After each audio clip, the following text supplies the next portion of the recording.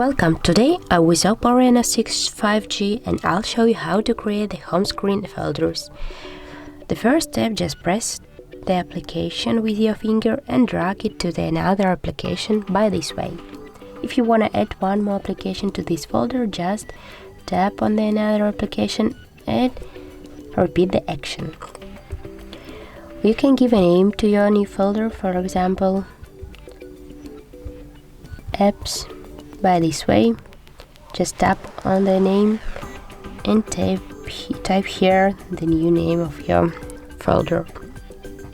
If you want, you can move your folder to the another screen. Just press on that